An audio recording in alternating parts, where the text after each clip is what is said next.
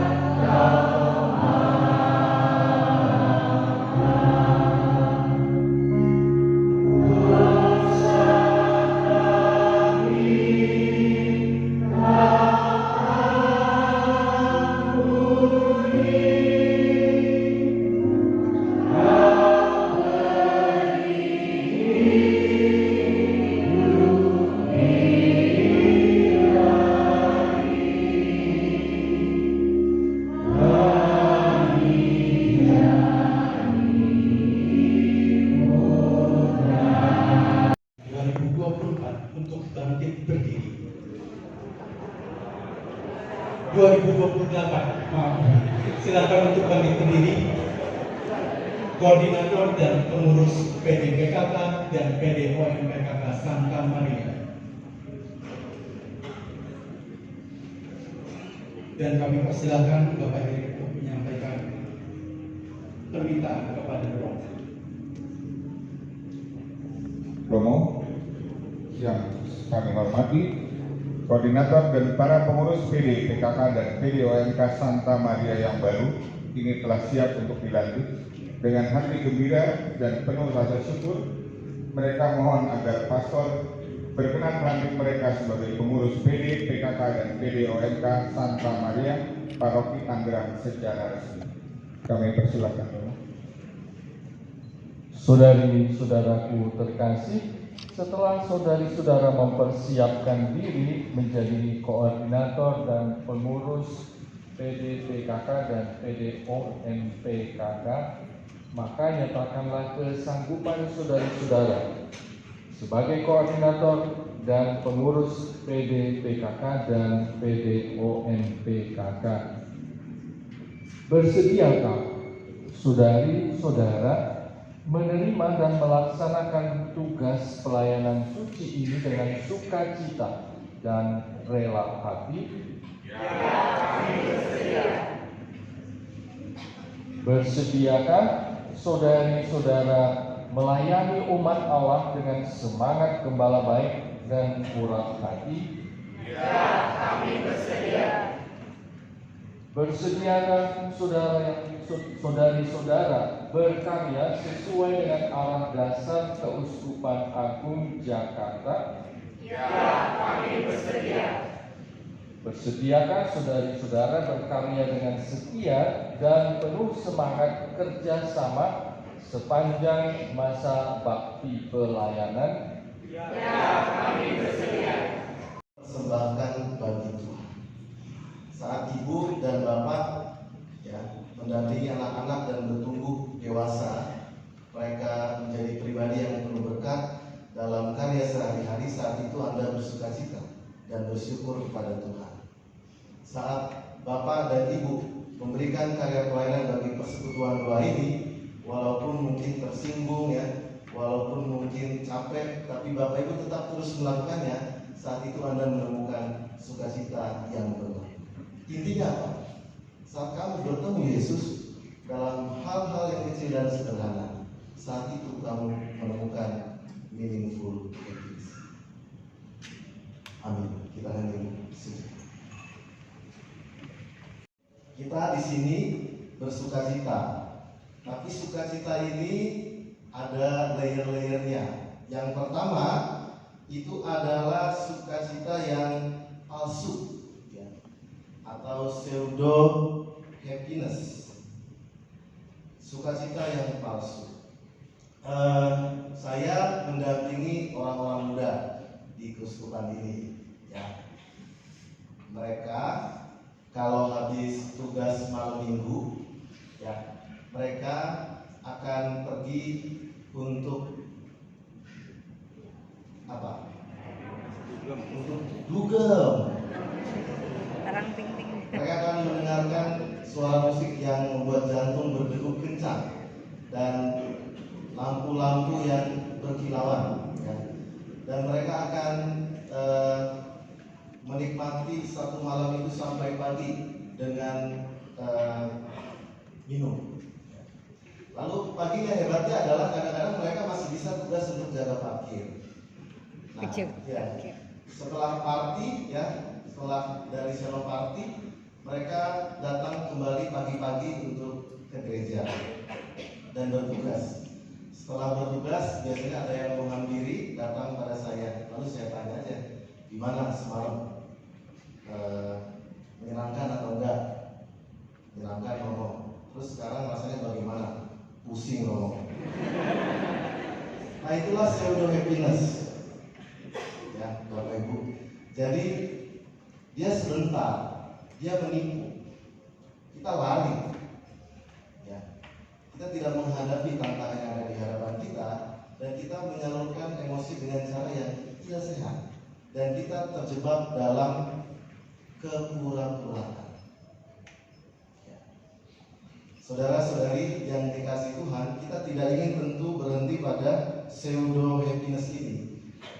Dan layer yang berikutnya, ada yang lebih baik dari itu, tapi juga masih belum cukup dalam hidup rohani, yaitu cheerful happiness.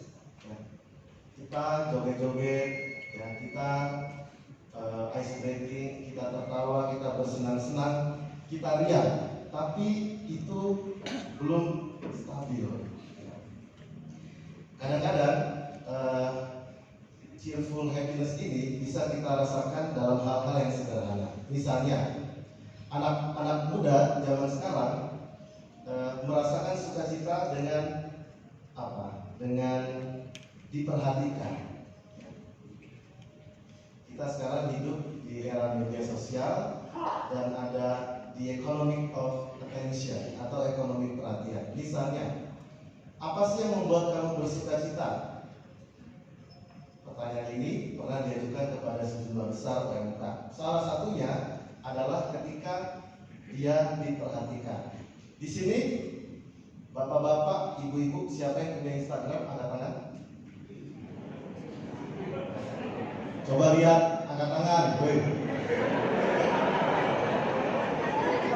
Ya. Oke, siapa yang punya Facebook? Angkat tangan. Wah, oke. Turun. Kalau TikTok, siapa yang punya TikTok? Angkat tangan. Semua dong. Jangan turun. Oke, boleh turun.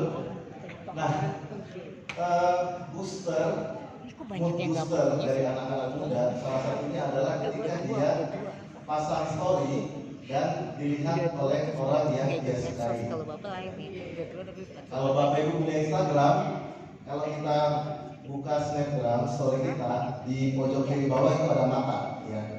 Kita lihat siapa aja yang memperhatikan story kita. oh gitu ya.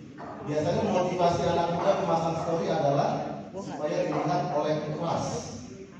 Ya, kelas itu adalah orang yang disukai atau orang yang diincar, orang yang dipilih. Kalau misalnya kerasnya sudah lihat story-nya, itu bawaannya senang minta ampun. Ya, yang lihat story bapernya berhari-hari. Itulah yang terjadi. Apalagi kalau story-nya itu di reply, ya. Cuma dibilang halo, lalu senang, ya.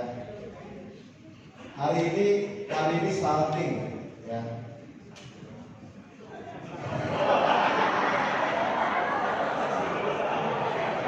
Kita baru kenal loh, Pak.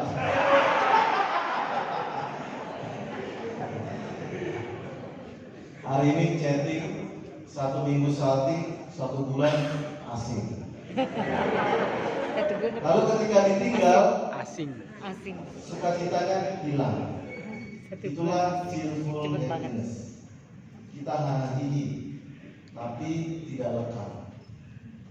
Nah, saudara-saudari yang terkasih, yang dimaksudkan Yesus dengan kebahagiaan batiniah itu adalah meaningful happiness atau sukacita yang bermakna. Saya mengagumi, saya punya 2 teman angkatan. Satu teman angkatan saya itu lulusan bioteknologi dari Atmajaya. Jadi dia sudah kaya, ya, sudah mapan. Yang satu lagi adalah lulusan jurusan statistik di Atmajaya juga, dan dia sudah menjadi dosen di Atmajaya. Keduanya, teman-teman angkatan saya ini, memilih untuk masuk ke seminari. Apa yang mereka cari? Ketika mereka mengikuti retret perjumpaan dengan calon-calon imam, mereka membagikan kisah bahwa ada yang kurang, ada yang kosong dalam hati, dalam pencarian akan makna kehidupan, dan kekosongan batin itu hanya bisa dipenuhi oleh Yesus. Saat mereka menemukan Yesus, saat mereka menanggapi panggilan Tuhan, mereka menemukan yang tadi saya sebut sebagai meaningful happiness. Ketika kita berkorban, ketika kita tekun dan setia dalam pelayanan hal-hal yang kecil dan sederhana, saat itu kita menemukan sukacita yang bermakna dan stabil.